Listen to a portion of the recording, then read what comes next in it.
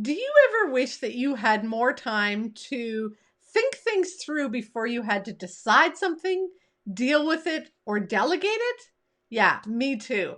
And in fact, there were times that I didn't do that, and it caused me some problems that I'm going to tell you about in a moment. Hey, my dear, I'm leadership development coach Kathy Archer, and I help women leaders enjoy impactful leadership. I help you develop your confidence so you feel more competent as a leader. I help you regain or establish or maintain your sense of composure so that you can hold it all together in the middle of things. And all of that helps you build your character so that you can lead with integrity and feel authentic and strong and powerful in your leadership. So, when we think about how to do all of those things, develop your character, lead with composure, and your sense of integrity. Sorry, I got to make sure that I'm not on mute. I did that a little while ago and it kind of made a mess of things. I'm not. I'm good. I'm here. Let me know if you can hear me. Give me a thumbs up in the comments, just in case I'm panicking for nothing.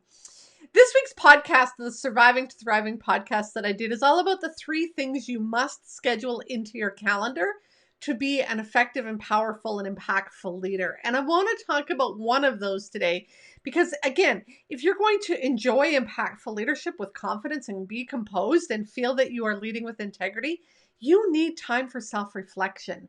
And we are so busy running from this meeting to that meeting and answering this call and doing this thing that we don't have a lot of time to think straight. And what happens when we do that is we end up just reacting to everything. And, you get a question and you answer it, and you have a problem and you solve it, and you need to deal with something, so you delegate it. And it's just like you're playing whack-a-mole. And when you're doing that, you're going to struggle to be an effective leader because you're not thinking strategically, your head down, nose to the grindstone. You're not looking out above in the horizon and what's happening on your peripheral vision. You're just getting through today. And when we fall back into just surviving today, just surviving this meeting, just getting through this next few weeks, just getting this project up and running in survival mode, we are doing okay, but we certainly aren't doing our best. And we certainly aren't going to impact those around us in the most impactful way we can. And therefore, I'm not going to reach my potential, and those around me aren't going to reach their potential. And that's what happened to me many years ago. I had, a strong group. We were doing great. We were doing some really amazing work. We got this really big new contract, expanded fast and hard, and we moved into survival mode. And before long, my team was a little bit frustrated with me because I was just pushing hard. And they responded via performance appraisal, Kathy, you're not leading in integrity. And that hit me like a ton of bricks. And so in order for me to kind of step back and look at how do I lead in integrity? What does that look like on day-to-day decisions and conversations I'm having in the middle of a meeting? I had to step back and do some self-reflection. I had to think about what's going on? Like in this situation, am I reacting? Am I getting defensive? Am I attacking someone? Am I pushing too hard? Have I asked them to do more than they're capable of? Are we, congruent as a team? Are we all on the same page, or is everybody all over the place? If I'm not stopping and slowing down and thinking about those things, and I'm not tuning in to what's going on in my body, the fact that I'm overwhelmed, overburdened, exhausted, need a good night's sleep, need to shut down for a while, haven't ate. If I'm not tuning into the fact that I'm feeling that I am unsupported, all of those things, then I'm not going to be able to be my best, and I'm not going to have conversations that are effective and making the impact I want. Now, the same is true if I'm not tuning into my team. If I don't see that they're burning out and I keep pushing them and they get defensive and I just keep saying, like, what's the problem here? I'm not helping them be at their best. So we need to structure time into our agenda, because the truth is, if you think you're just going to magically find time to think straight, it's not going to happen. You will never have it just sort of fall into your lap if you're not intentional about creating time to think straight. Again, you need time to decide things, deal with things, how you're going to delegate them. You need all of that slowed down time. Now, I'm not talking hours and hours and hours, but what I would suggest is if you can daily, schedule 10 minutes in. If you can't, if you don't think you can do daily, schedule 15 minutes in once a week. Again, I'm not talking hours and hours. Once you start to get into the habit of this, you'll find where you can intentionally create those moments more easily into your day. But now you need to schedule it in your calendar, an appointment with yourself for self-reflection. Seriously, I want this in your calendar. Now, if you head on over to the podcast, I'm going to talk about 2 other things that I want you to include in your calendar every week that my guess is you probably don't have scheduled yet. What are you going to do with that time? You are going to ask yourself 3 questions that are going to help you think more strategically, be able to think things through. The first question is, what's going on inside of me?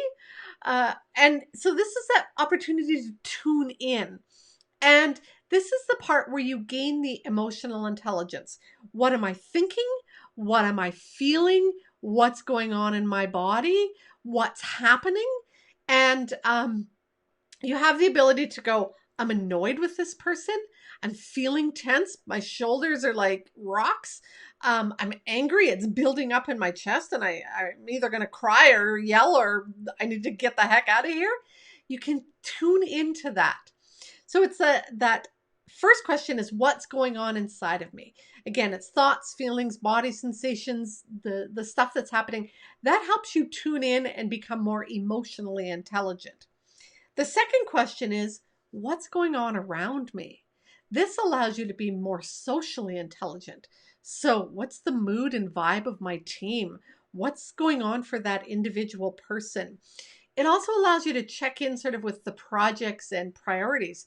Maybe you got so focused on something that you kind of neglected something that was important, but maybe not urgent in the moment. So it's that opportunity to go, what's going on around me? Again, lift your head up. I mean, we're so like focused in on what's happening right here. Lift your head up and get a sense of what's going on in the bigger picture. And this allows you to check in with individual people, but also organizationally and team-wise as well. So first question is, what's going on inside of me? Second question is, what's going on around me? The third question really helps you develop who you are becoming as a leader, the impact you want to have, the ability to reach your potential, and the ability to help your team reach their potential. So the third question is, and again, it's sort of when you think about, what do I have to decide, what do I have to deal with, and what I have to delegate. So going back to sort of a particular thing that you're focused on in this self-reflection moment, it's what kind of decision would the person I'm becoming make here?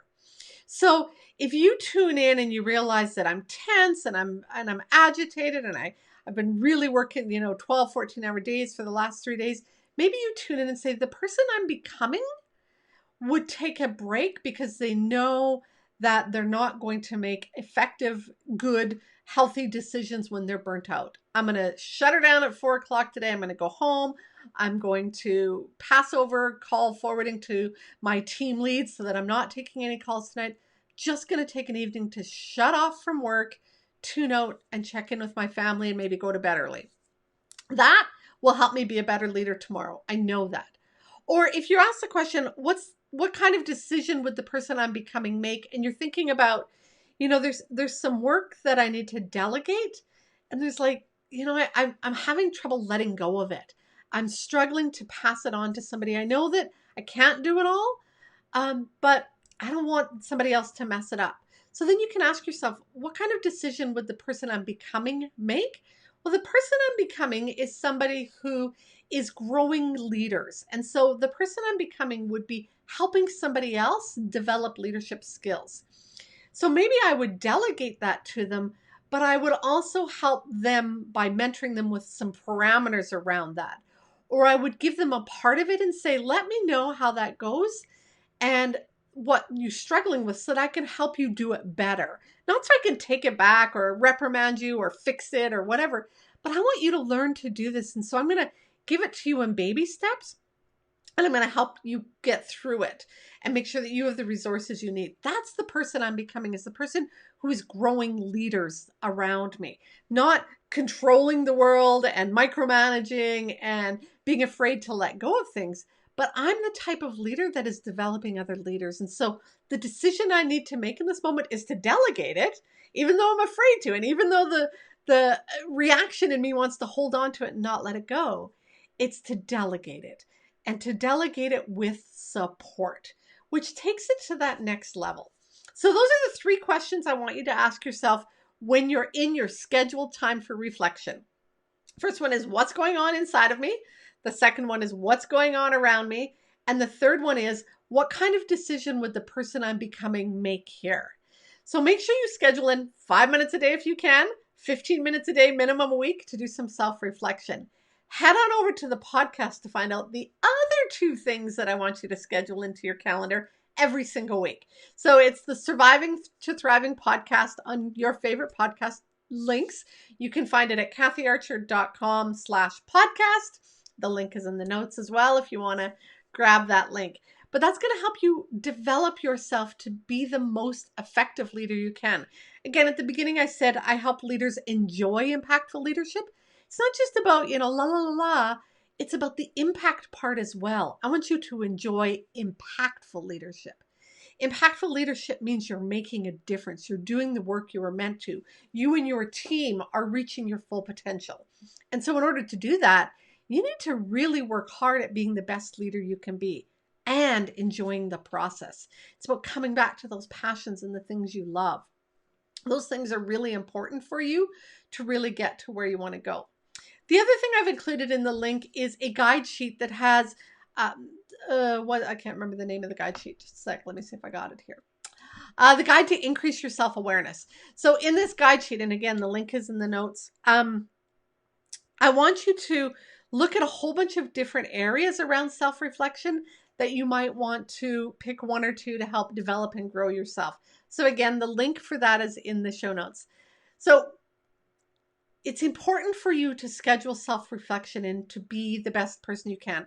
So you have time to decide things, deal with things, and delegate them in a way that's going to make you feel confident in your leadership, be able to stay composed, and lead with the integrity and honesty and authenticity that you can lead with.